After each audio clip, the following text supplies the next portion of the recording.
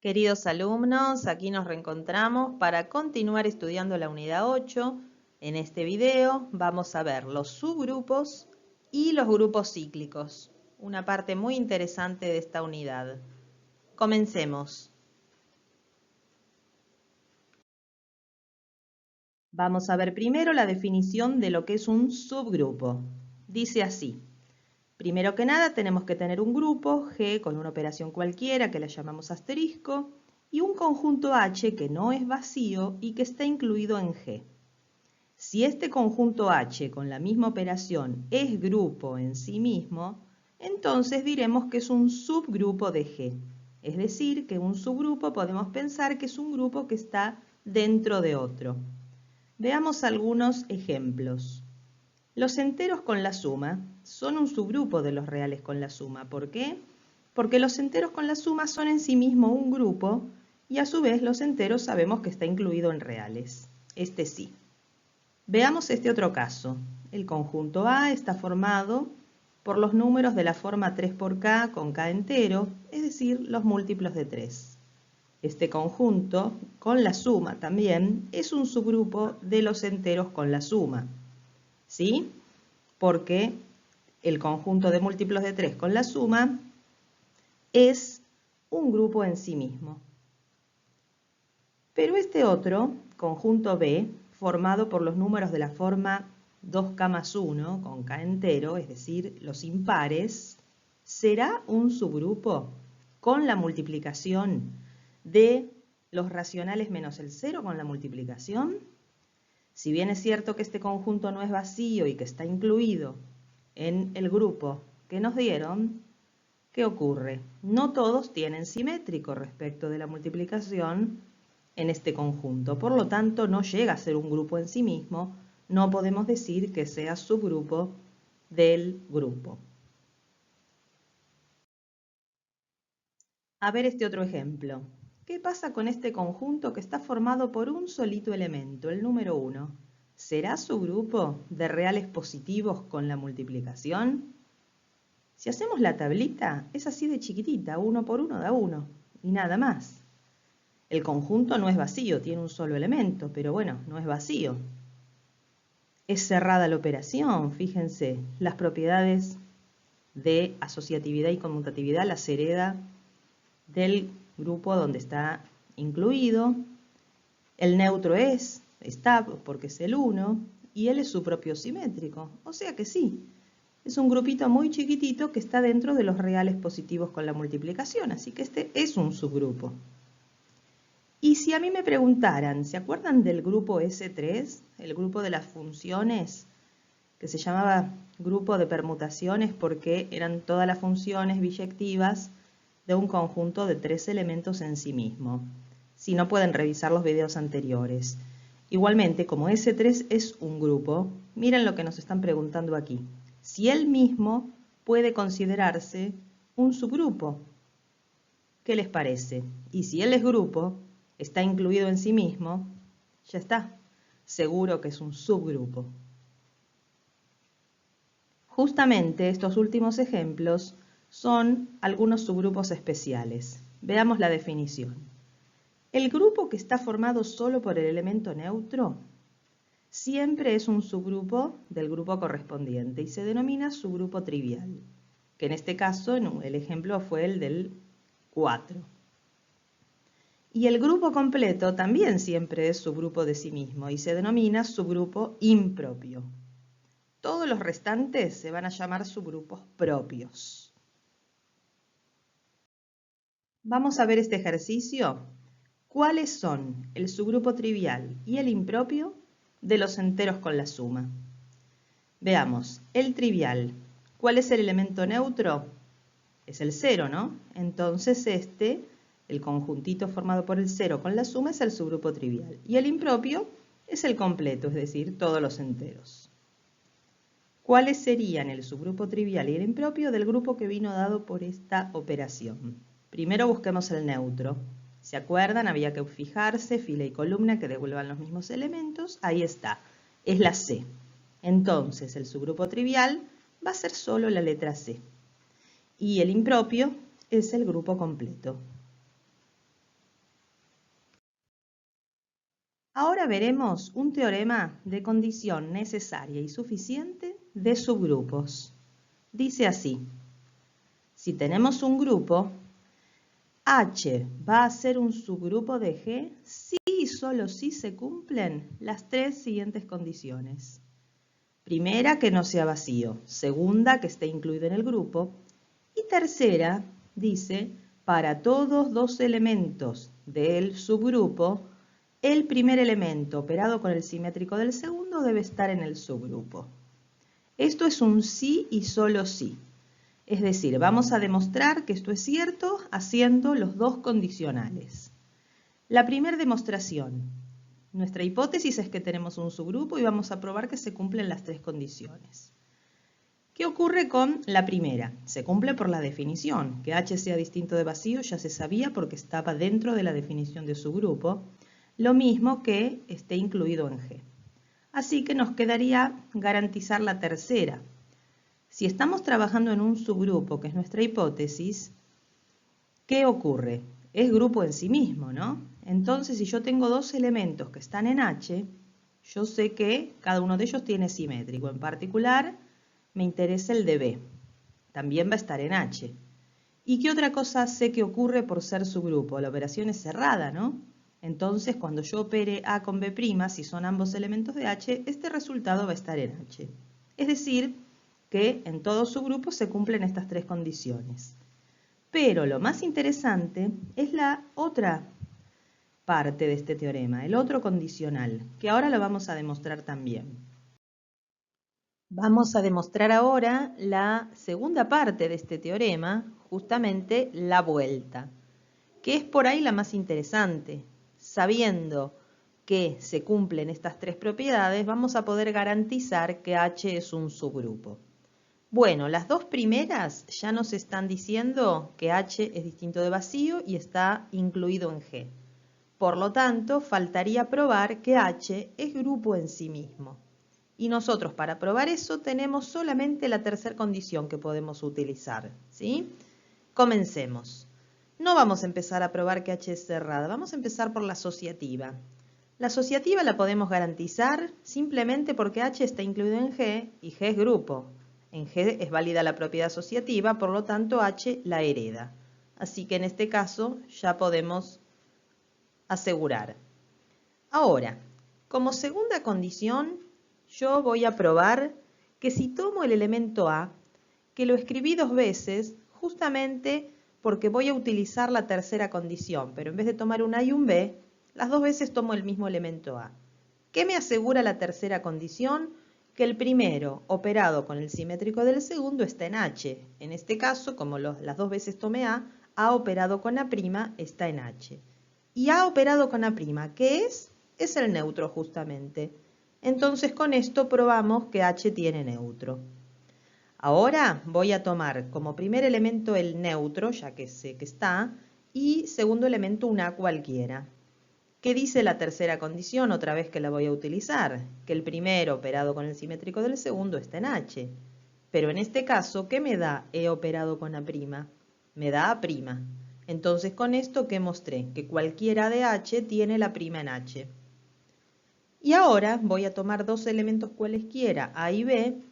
Voy a usar primero esta última que habíamos probado, que cada uno de ellos tiene simétrico, pero en particular solo me interesa el de B. Y ahora uso nuevamente la tercera condición, que A operado con el simétrico del segundo, que es B', está en H. Pero ¿quién es el simétrico del simétrico de B? Es justamente el propio B, con lo cual, con esto último, ¿qué hemos probado? Que la operación es cerrada. Fíjense entonces que con estas cuatro demostraciones que hicimos, ya podemos asegurar que H es grupo en sí mismo y por lo tanto es subgrupo de G. Es como que todas estas propiedades estaban dentro de la tercera condición. La tercera condición abarca a todo esto. Por eso nos va a ahorrar tiempo al momento de hacer los ejercicios. Por eso ahora vamos a hacer este ejercicio 25. A ver qué nos dice este ejercicio. Nos dan este conjunto que se llama NZ. Veamos qué elementos tiene. Tiene los múltiplos de n, ¿sí? O sea, n puede ser un número natural. Entonces, si yo tuviera el conjunto 5z, estarían los múltiplos de 5, ¿no? Y así con cualquier n natural. Vamos a demostrar que cualquiera de estos conjuntos nz es subgrupo de los enteros con la suma. Y para eso vamos a utilizar el teorema que recién vimos, ¿sí? ¿Qué decía que había que probar y que con eso iba a ser suficiente? Primero había que probar, aquí se los recuerdo, que h era distinto a vacío, había que probar también que estaba incluido en el grupo, y por último la tercera condición. Comencemos. Primero, yo puedo decir que n es lo mismo que n por 1. El 1 es entero. ¿Esto qué significa? Que el n está en el conjunto nz. Y si hay por lo menos un elemento, ¿cómo es el conjunto? Distinto de vacío. Esto se puede probar con cualquier elemento que esté. Segundo, para todo x que está en nz, ¿qué ocurre? El x está en z. ¿Cómo sabemos eso? Eso lo sabemos porque acá en la definición, ¿ven? Cuando definieron nz, arrancaban diciendo que x estaba en z. Lo dice la propia definición. Entonces, cuando todos los elementos de un conjunto están en otro, significa que el primero está incluido en el segundo. Y la tercera condición, ¿qué decía? Yo tenía que tomar dos elementos del subgrupo, ¿sí? O del supuesto subgrupo que todavía no probé. En este caso de nz. Y haciendo A operado con B', tendrían que estar acá mismo. A ver, hagámoslo. Primero que nada, si A y B están en nz, significa que cada uno de ellos es un múltiplo de n. Cuidado que no tengo que poner la misma letra, por eso a la de B la llamé t. K y t son enteros. Ahora, ¿qué hago con ellos? Como la operación es la suma, el simétrico es el opuesto, ¿no? Entonces lo que voy a hacer yo es hacer A más menos B. N por K más menos NT. ¿Qué conviene hacer ahora? Sacar factor común N, ¿sí? N por K menos T. ¿Y cómo es este K menos T? ¿Sigue siendo entero? Y sí, porque suma o resta de dos enteros. Por lo tanto, ¿qué podemos decir? Que A más menos B está en nz. Y A más menos B, ¿qué sería en este caso? En este caso concreto es lo mismo que decir A operado con B', porque la operación es suma, el B' es el menos B. Significa que por haberse cumplido estas tres propiedades, podemos asegurar que este conjunto nz es subgrupo de los enteros con la suma.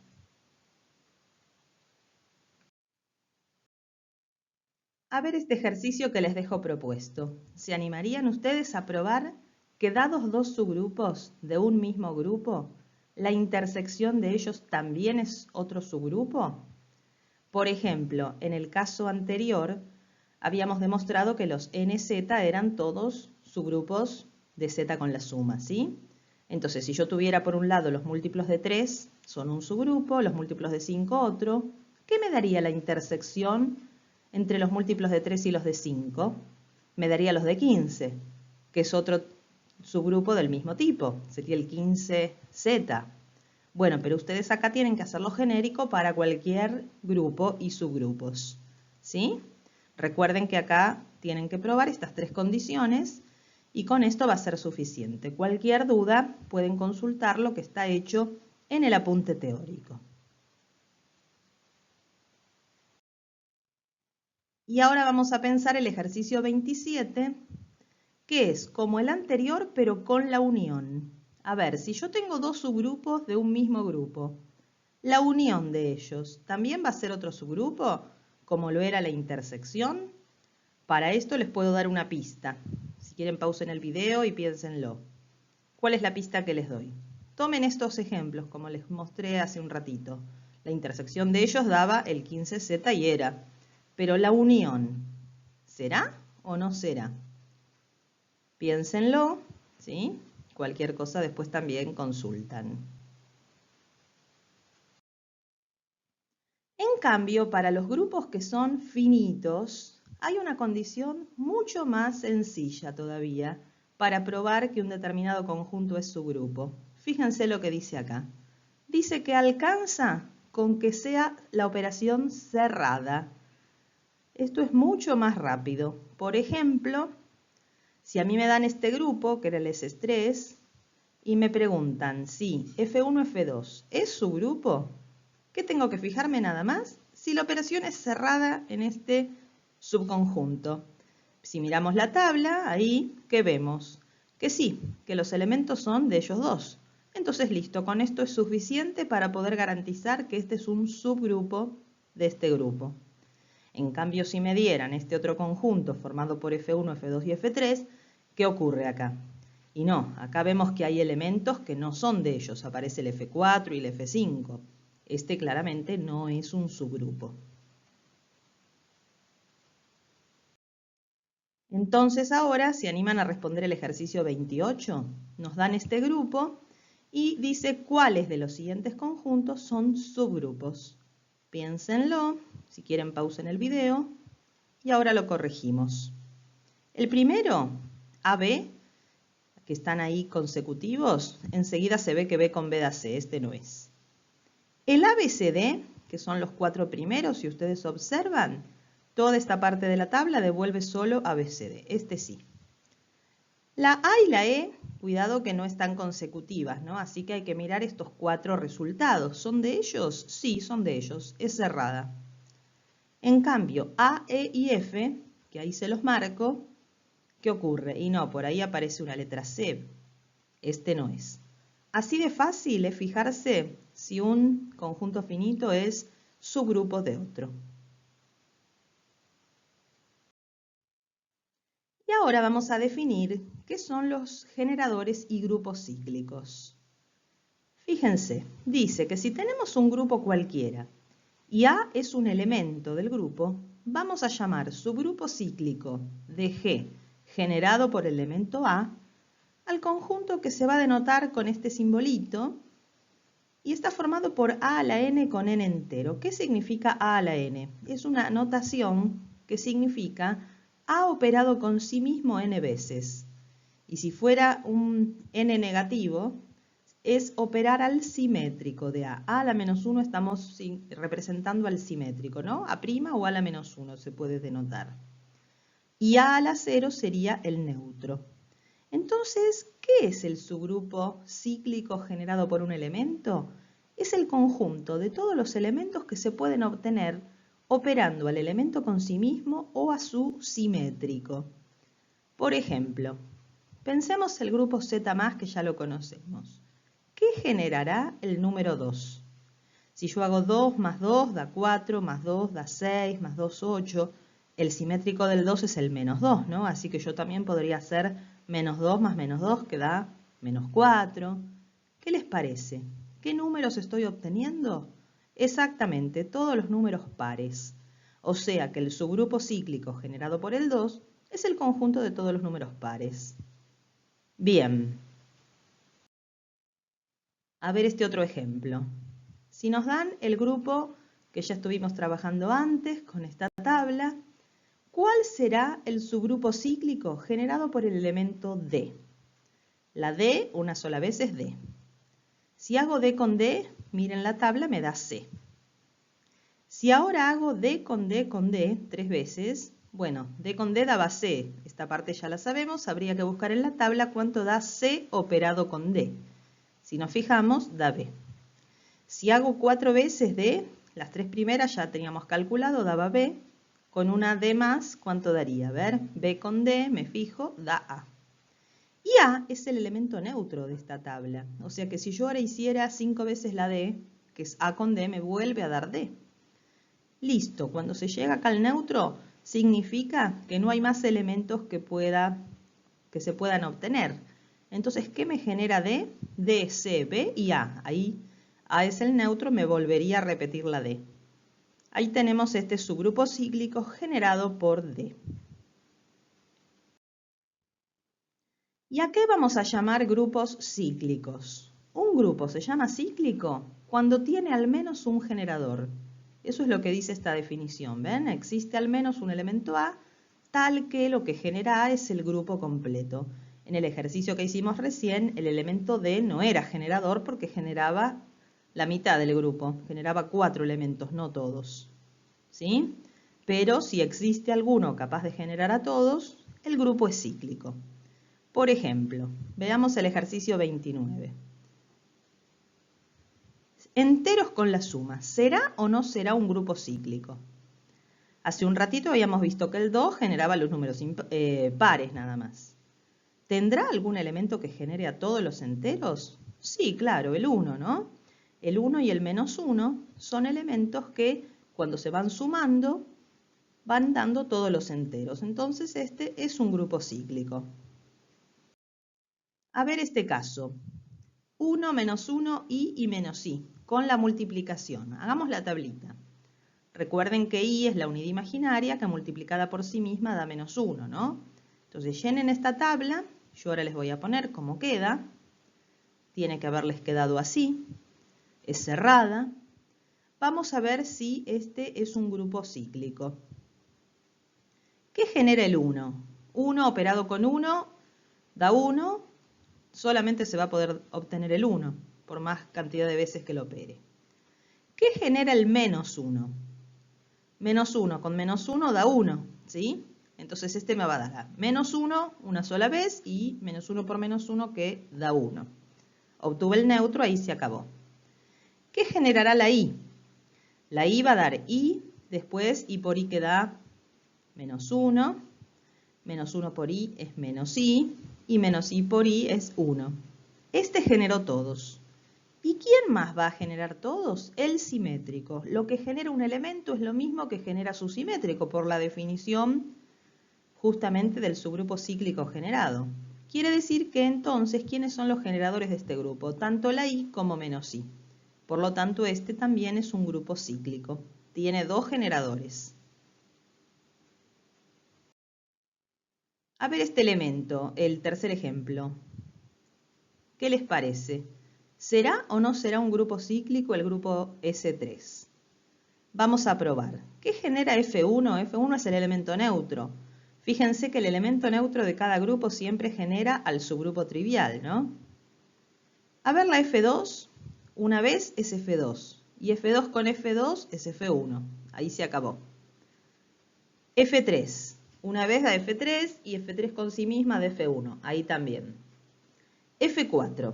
A ver qué da.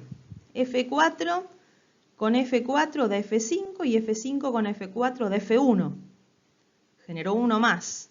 ¿Y quién más va a dar esto mismo? La simétrica de F4 que es la F5. Hasta ahora no obtuvimos al grupo completo. Nos queda una más para probar. ¿Qué generará la F6? ¿Y la F6 qué da? F6 con F6 de F1. ¿Qué pasó? Probamos con todos los elementos y ninguno fue capaz de generar al grupo completo. Por lo tanto, este es un grupo que no es cíclico, no tiene ningún generador.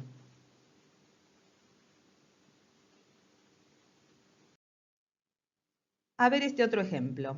Z5 con la suma, que ya lo conocemos de hace rato, acá tenemos la tabla. ¿Será o no será cíclico? El 0, por supuesto, va a generar el 0 porque es el neutro. A ver el 1. Quedaría 1, 1 más 1, 2, más 1, 3, más 1, 4, más 1, 0. Este sí, ya tenemos un generador. Pero veamos qué generan también los demás elementos. El 2, 2 más 2, 4, más 2, 6, que sería el 1, más 2, 3, más 2, este también es generador. Y el 3, que es el simétrico del 2, genera lo mismo que el 2, y el 4, que es el simétrico del 1, va a generar lo mismo que el 1. Fíjense qué interesante acá, excepto el 0, todos los demás son generadores. Este también, por supuesto, es un grupo cíclico. ¿Sí? Vamos a estudiar dos propiedades de los grupos que tienen que ver con esto de cíclico. La primera dice que todo grupo cíclico es abeliano y la vamos a demostrar. También nos va a servir la contrarrecíproca, ¿sí? La que no es válida es la recíproca. Vamos a demostrar esa, después vemos la otra. ¿Cómo puedo probar que todo grupo cíclico es abeliano? Mi hipótesis es que tengo un grupo cíclico, tengo que probar que es conmutativa la operación. Como es cíclico, lo que yo puse aquí es que tiene al menos un generador, ¿no? Ven que digo, lo llamo G. Hagamos de cuenta que el grupo está generado por un elemento G. Entonces cualquier elemento va a ser de la forma G a la algo, ¿no? G operado con sí mismo, n veces, m veces. ¿Qué voy a tener que probar yo? Que A operado con B es lo mismo que B operado con A. ¿Qué era A? Era G a la n y B era G a la m. Esto es lo mismo que decir G a la n más m, que los voy a asociar distinto. Pongo G a la m más n, pongo m primero. ¿Ven? Y entonces, G a la m, ¿quién es? Es B y G a la n es A. ¿Sí? Asociando de diferente forma, puedo obtener B primero y A después. Con esto entonces, ¿qué probamos? Que la operación es conmutativa y entonces el grupo es abeliano. Pero la recíproca no es válida, ¿sí? ¿Cuál sería la recíproca? Decir que si un grupo es abeliano, entonces es cíclico. Eso no. La que sí es verdadera es la contrarrecíproca. Eso ya lo sabemos porque cualquier condicional es equivalente a su contrarrecíproco. Si un grupo no es abeliano, entonces no es cíclico, ¿sí? Y la segunda propiedad, que no la habíamos leído, dice que todo subgrupo de un grupo cíclico es cíclico. Que dicho de otra manera, podemos decir que los grupos cíclicos tienen como únicos subgrupos a los subgrupos cíclicos. En cambio, los grupos que no son cíclicos, además de poder tener subgrupos cíclicos, tienen otros subgrupos que no lo son. Veremos ahora qué es el orden de un elemento y de un subgrupo. La definición dice que el orden de un elemento y del subgrupo que genera es justamente el cardinal de dicho subgrupo, o sea, la cantidad de elementos que genera el elemento. Vamos a ver en este caso, otra vez tomamos al grupo S3. ¿Se acuerdan que F2 generaba a F2 y a F1? Quiere decir que este es de orden 2. Tanto el elemento F2 como el subgrupo, ambos son de orden 2. En cambio, F4, ¿qué generaba? Generaba F4, F5 y F1. Quiere decir que en este caso, el elemento y el subgrupo son de orden 3. Retículo o red de subgrupos. ¿Se acuerdan ustedes lo que era una red, no? Lo vimos en la unidad 5. Era un conjunto ordenado en el que cada par de elementos tenía ínfimo y supremo. Bueno, justamente si uno toma todos los subgrupos de un grupo y los considera con la inclusión, se puede armar una red de subgrupos. ¿Sí? Vamos a hacer el ejercicio 30 para que ustedes lo puedan ver más claramente. Vamos a calcular todos los subgrupos del S3. En realidad, nosotros hace un rato ya habíamos calculado los subgrupos cíclicos, que aquí los puse. Habíamos visto qué generaba cada elemento. Pero acuérdense que acá está faltando por lo menos un subgrupo más. ¿Cuál sería? Ningún elemento fue capaz de generar al grupo completo, ¿no? Es decir, me está faltando el subgrupo que se llama impropio. Vamos a agregarlo. H6 sería todo el grupo. En este caso no hay otros, ¿sí? Después vamos a ver cómo poder buscar en el caso que haya más. Bueno, yo les garantizo acá que el único subgrupo no cíclico es el grupo completo. ¿Qué hacemos ahora? Armamos la red. La red es con la inclusión, así que ¿quién ponemos abajo de todo? El H1, que es el que está incluido en todos los demás. ¿Dónde ubico el H2? Acá. H3, fíjense que H2 y H3 no se incluyen ninguno. ¿Alguno de ellos está incluido en el H4? No, entonces también es incomparable. En el H5 tampoco. Todos estos H2, H3, H4 y H5 son incomparables. Y a veces hay alumnos que se olvidan de considerar los subgrupos no cíclicos. ¿Esto es una red lo que yo tengo dibujado hasta ahora? Obviamente que no. ¿Por qué? Porque no existe supremo entre H2 y H3, por ejemplo, ¿sí? Recuerden que una red sí o sí tenía que tener primer y último elemento, que es lo que aquí a mí me falta poner. ¿Qué tengo que poner ahora? Que todos ellos están incluidos, ¿dónde? En el H6.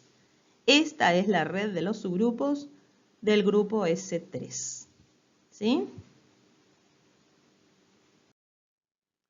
Y ahora vamos a estudiar un poquito los grupos Zn con la suma.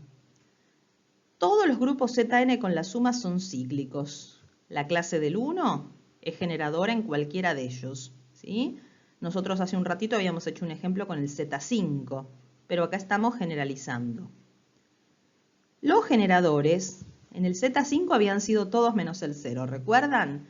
Pero en general son todas las clases coprimas con n.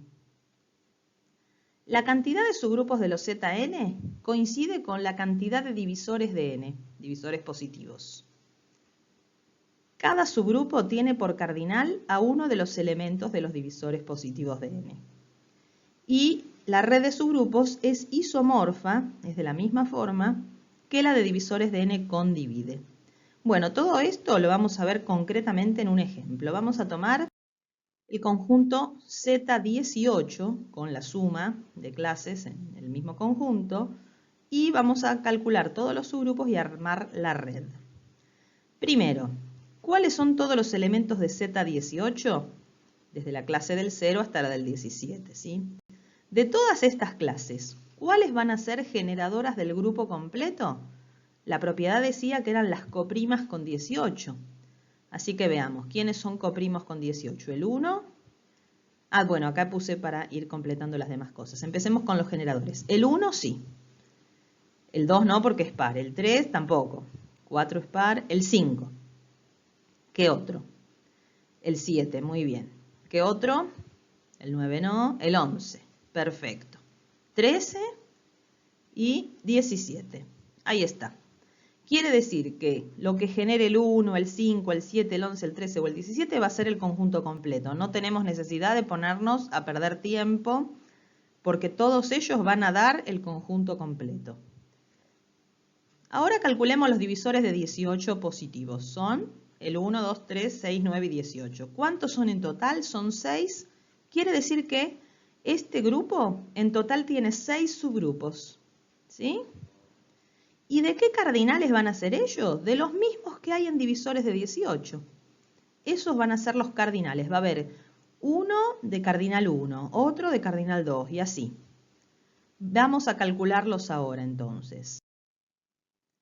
Voy a dibujar acá la red de divisores de 18 con divide, que ya la conocemos, la hemos trabajado en la unidad 5. Y ahora entonces calculemos los subgrupos. Los subgrupos del Z18. Si yo calculo lo que genera el 0, me da 0. Este es el subgrupo de cardinal 1. Ya tengo el de cardinal 1. A ver qué genera el 2. El 2 me genera solo los pares, ¿no? ¿Cómo hacíamos esto? ¿Sí? 2 más 2, 4, más 2, 6, así. ¿Qué genera el 3? 3 más 3, 6, 9, 12, 15 y el 18 que es el 0, ¿sí? Genera estos. ¿Quién generará? A ver qué subgrupo me está faltando, porque el 2 generó 9 elementos, ya tengo el de 9. Este es el de 6. Me está faltando el que tenga 12 elementos, el que tenga 3 y el de 18 es el grupo completo. ¿Quién generará 3 elementos? ¿Qué les parece? El 6, exactamente. El 6 genera 0, 6 y 12. ¿Y quién generará solo 12 elementos? El 9. ¿Sí? Porque 9 más 9 es 18, que es 0, y ahí se acaba. Y el otro subgrupo es el Z18 completo. Ahí tenemos los 6 subgrupos, que ahora si los armamos con la inclusión, nos va a quedar una red de la misma forma que la de divisores de 18 con divide. ¿Sí? Los estoy poniendo en el mismo lugar que los cardinales. Esta es la red de divisores de 18.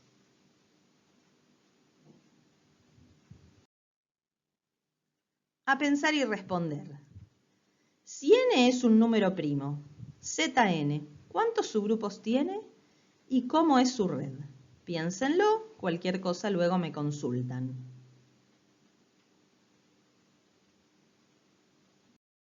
Seguimos entonces en el próximo video, que es de congruencia en grupos. Espero que le haya sido útil. Gracias por mirarlo.